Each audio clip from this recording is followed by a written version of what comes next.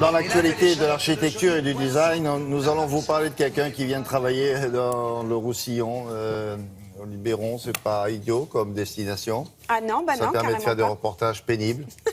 Très très dur. D'ailleurs, je ne vous remercie pas. Vous avez bien raison.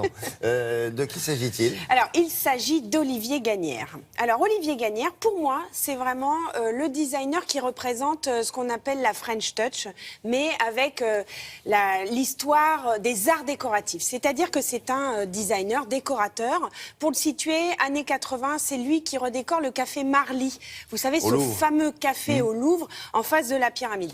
Donc, il est vraiment dans cette mouvement-là, ou mouvance, dans cette mouvance-là, de décorateurs qui travaillent pour et avec les artisans d'art aussi. C'est-à-dire qu'il est passionné de céramique, il est passionné de verre, de souffle, il travaille avec les souffleurs de verre à Murano, les cristalliers français. Il retravaille la matière, il la pousse, et il est vraiment... atypique à cette époque-là, mais en même temps très typique parce que très ancré dans nos savoir-faire et dans cette histoire française. Il continue sur cette voie-là ou pas? Il continue complètement sur cette voie-là, puisque les manufactures régionales telles que Gien ou telles que Quimper, vous savez, les faïenceries, eh bien, ils font appel à lui. Et là, on a tout compris, c'est-à-dire que savoir-faire ancestraux et design, beau dessin, et à la fois quelqu'un qui a une culture de cette histoire française. Alors, dans le Luberon, c'est un petit hôtel, c'est un 2 étoiles. C'était un vrai challenge pour Olivier Gagnère. Vous imaginez, d'habitude, il fait des chantiers de ouf, et là, il n'a pas du tout de budget. Et bien, c'est là qu'on voit la patte du décorateur, et c'est là qu'on voit le talent de quelqu'un comme Olivier Gagnère. 2 étoiles, en plus, c'est pas très cher. Ah non, c'est pas cher du tout, ça. Alors, regardez.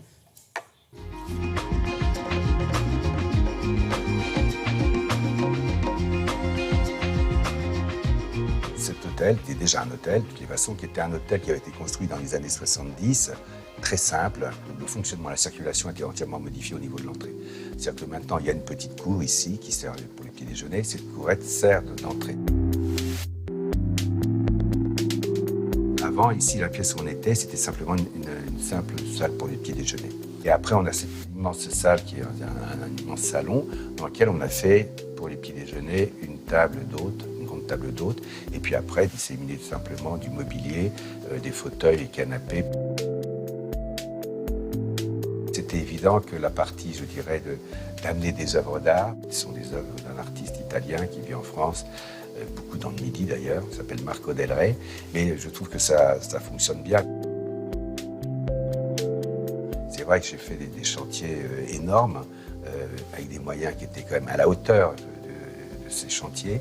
Là, c'était quand même un très gros chantier, mais qui a été fait, je dirais, on peut dire qui peut le plus, peut le moins. Et c'est un peu la philosophie d'un tel projet. Pour moi, c'est un exercice de style qui est amusant parce que, bon, on fait quelque chose qui fonctionne très bien.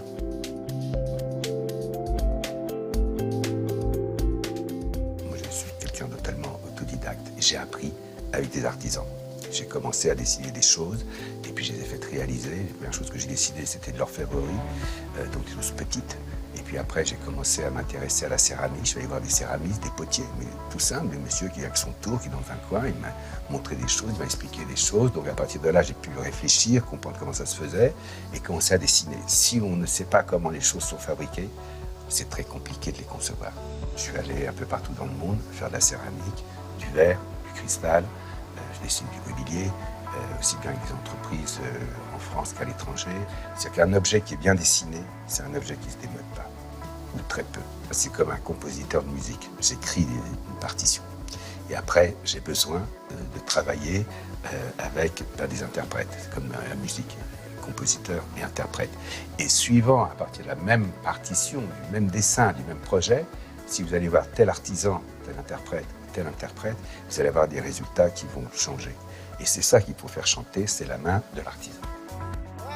Voilà, un petit hôtel dans le Luberon, sympa, 2 étoiles, pas trop cher. Combien de chambres? 18 chambres. Décoré, elle aussi. Ah bah oui, enfin simplement, comme il explique, mais c'est beau, on s'y sent bien, et puis surtout, c'est du Gagnère. Merci beaucoup.